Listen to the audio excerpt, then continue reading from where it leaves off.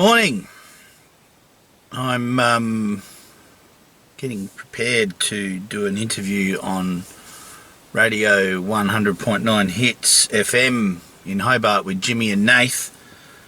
They should be ringing in a minute. It's bang on time when they're meant to be ringing. So we'll see what happens. In the meantime, it's actually the conversation is going to be regarding this latest cloning thing in the paper and everything. So in WA, they have numbats, which is the closest living relative to the Thylacine WA, being Western Australia. They used to be right across the mainland. Oh, here we go. We're on. Good morning. Morning, Neil. It's Grace from HIT. How are you? Good, Grace. How are you, mate? Very good, thank you. You're all good to have that chat with Jimmy and Nath still this morning? Absolutely. I'm in posse, ready to go. Oh, great. So we'll just do a little bit of a catch-up with you, see what you've been up to lately, and then, we might chat about the whole numbat cloning thing. I did see that you're anti it, which is, I agree with you, to be honest. Yeah. I've always been anti-cloning. You know, when we've got millions of dollars to invest in cloning, but we haven't got 5 cents to invest in looking for the animal, then it's a bit weird. But anyway, we'll get into it.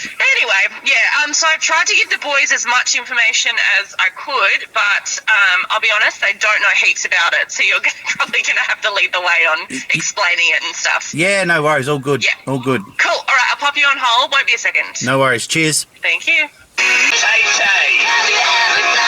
Newsman Sport Alex, also your last opportunity to come along to Pino and Picasso. Our Can't Rush this event happening tomorrow. Just after 7:30, but Jim, please now welcome fan of the show, friend of the show, the president of the Thylacine Awareness Group of Australia, Mr. Neil Waters. Neil, welcome. G'day, guys. How are you? Mate, we are fantastic. Neil, whereabouts are you at the moment? You in the bush somewhere, or where are you? Yeah, I'm out in the northeast. Just pulled up on an area where I can get some decent phone service to talk to you. Yeah, we appreciate it, mate. Appreciate that. It's often very hard to get on a Neil because he's normally in the middle of absolutely nowhere doing his job. So thank you for that, Neil. Have you got some huge satellite on the top of your van to make sure you can get to us? Yeah, nah. Just relying on the ever so unreliable phone service of Tassie. Yeah, you'll probably drop out in a minute or two, so we probably can get to it. Mate, look, disappointing, and it gives Nathan and I the heebie-jeebies as well that they want to clone the Thylacine. What are your thoughts on it? Well, look, you know, we've got thousands of sightings all over Australia and in Tasmania. There's historical evidence to suggest it was never extinct on the mainland, going right back to colonisation. And, you know, we had another sighting only 3 days ago in Wonthaggi that I haven't even reported yet. We've had 4 sightings in Victoria this year alone. 3 of them in the South Gippsland area. So why are we wasting millions of dollars on cloning when all this, all right, it's anecdotal evidence, but it still should be investigated. So, Neil, where should this money be directed towards? I mean, you just said millions of dollars, in fact, is going towards university studies so we can get the genome of the numbat and we can essentially bring thylacines back. But where else should this money be heading towards, in your opinion? Well, I believe it was a university in WA that's actually assisting the scientists with this. Numbats are the closest living relative of the thylacine. I found a scat in Tasmania that was like a Bondi cigar back in 2017, right? And it came back with numbat DNA in it. Now, you don't have to be a rocket scientist to work that out, but do you think a single university has approached me regarding those findings? You know, I mean, I had a legitimised laboratory in Adelaide do the test. They came back with the finding, and I've put it out there on our website on the evidence page there, and no one's interested. They just want to try and clone this thing. The money would be way better invested in the universities actually getting off their bums and sitting their students and their investigative teams out in the bush for years on end, not for 2 weeks a year, but for actually 6 months of the year, investigating the hard physical evidence that people like myself and other researchers find all the time. Now, can I ask you, what do you think about cloning animals as well? I mean, obviously, there's so many animals. I mean, over in the US, Nathan and I are reading they're trying to clone woolly mammoths. I don't know. It just seems a bit strange to be putting money into things that have gone. I mean, where do you stop? I mean, next thing there's bloody dinosaurs coming back. Although, if we clone Neil Waters, maybe we'll find the Thylacine faster. Walking around. Oh, mate, you guys have got the one-liners, haven't you? That's us, mate. It's producer Grace. She writes the jokes. All on We're just following the words. Then Grace should be in front of the mic, mate, not behind the desk. No, absolutely. You're right. She's wasted out there, mate. She's wasted. What do you think about cloning for other animals as well, Neil? Look, I think science absolutely has a role to play in conservation of nature because the investigations that do go on are important. But cloning itself, I think, is probably... at what point do we stop trying to impersonate God or the great creator or whatever you want to call it? I mean, some people believe in God, some people don't. I do. I believe in Mother Nature. I'm in it all the time.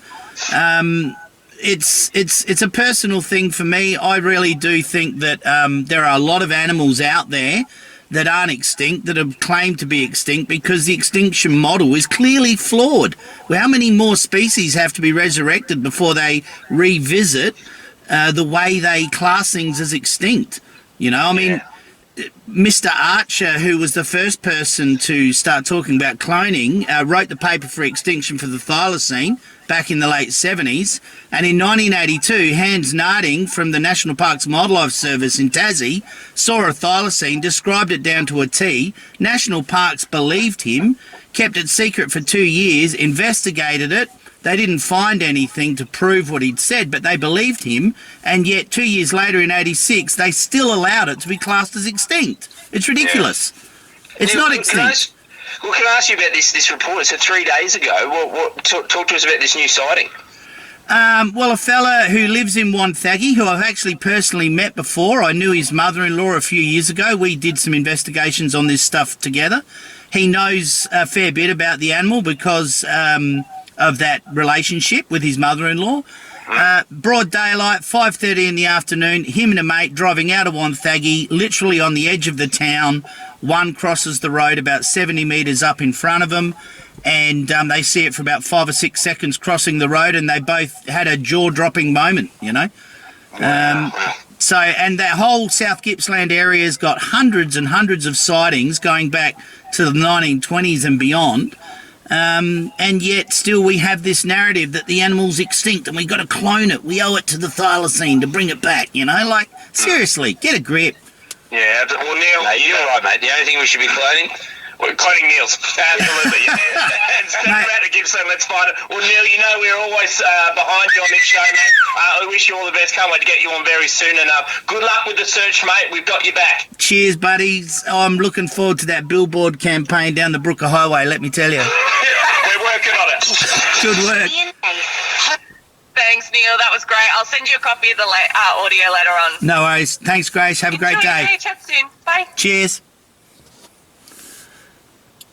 There you have it, guys. There's a private insight into my very public life and the stuff that I do just for this cause, just to keep it happening and keep it in the media and on people's minds, because that's where it deserves to be, because the government's got it wrong. The Thylacine is not extinct. It never has been.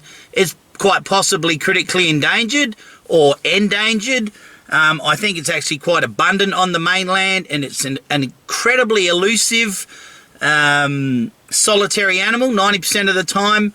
It does go around in a family group. It does get seen reasonably regularly to add more credence to the fact that lots of us believe it's there because lots of us have seen it. I've seen it 3 times in Tassie. One of them barked at me in South Australia a few years ago. We've had 4 sightings this year, all in Victoria. So go Victoria. Normally it's South Australia that gets most of the sightings, but I don't care where they come from. But yeah, clearly this is still a hot potato and it needs to be dealt with. So keep pushing. Have a great day.